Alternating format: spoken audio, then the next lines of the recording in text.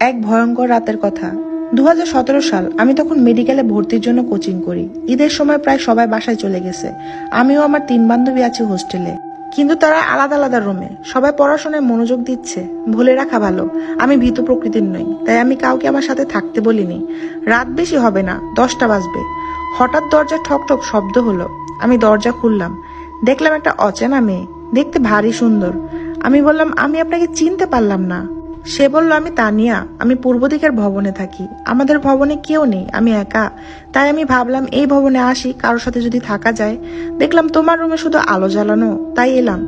আমি বললাম, আমি মারিয়া, ভিতরে আসো। সে বলল, তোমাকে অসংখ্য ধন্যবাদ। তারপর আমরা 11টা পর্যন্ত গল্প করলাম, এরপর ঘুমিয়ে গেলাম। এই টাইপের গল্প শুনতে চাইলে আমার ফেসবুক পেজ মাইশাস টাইনি ওয়ার্ল্ডে ফলো দিয়ে রাখতে পারেন। হঠাৎ আমার ঘুম ভাঙলো, দেখলাম ঘড়ির কাঁটায় ঠিক 3টা বাজে, কিন্তু আমার পাশে তানিয়া নেই, দরজাটাও খোলা। আমি একটু ভয় পেলাম, কিন্তু তাও বিছানা থেকে নেমে বের হলাম। পুরো তালা খুঁজলাম, কিন্তু কোথাও খুঁজে পেলাম না। হঠাৎ নিচতলা থেকে শব্দ পেলাম। আমি নিচে গেলাম। নিচে গিয়ে যা দেখলাম সেটা কোনো সাধারণ মানুষ ঠিক থাকতে পারবে না। আমি দেখলাম তানিয়া নিচের দিকে লাফ দেওয়ার চেষ্টা করছে। আমি ওকে ডাক দিলাম, ও আমার দিকে এক ভয়ঙ্কর হাসি দিল। আমি দেখলাম ওর চোখ থেকে রক্ত বেরোচ্ছে। ও আমার দিকে ধীরে ধীরে এগিয়ে আসছে। আমার যত শক্তি ছিল তা দিয়ে আমি দৌড়ানোর চেষ্টা করছি, কিন্তু পারছি না। পা দুটো যেন অবশ হয়ে আছে।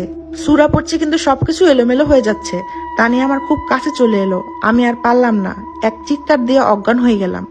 সকালে আমি নিজেকে বিছানায় আবিষ্কার করলাম। আমার পাশে 3 বান্ধবী ও দারোয়ান চাচা ছিল। সে নাকি আমাকে নিচে অজ্ঞান অবস্থায় পেয়েছে। আমার সাথে যা হয়েছে আমি সব খুলে বললাম। তখন দারোয়ান চাচা বললেন, ওই পূর্ব দিকের ভবনটা তো পরিত্যক্ত। প্রায় 5 বছর আগে ওখানে তানিয়া নামের একটা মেয়ে থাকতো। ওকে হত্যা করা হয়েছিল। তারপর থেকে ওকে মাঝে মাঝে দেখা যায়। তারপর আমার কিছুদিন জ্বর ছিল। সুস্থ হয়ে আমি হোস্টেল ছেড়ে দিই। আমি সেই ভয়ঙ্কর রাতের কথা সারা জীবন মনে রাখবো। এরকম হোস্টেলের ভয়ঙ্কর অভিজ্ঞতা কার কার আছে আমাকে কমেন্ট বক্সে অবশ্যই জানাবা।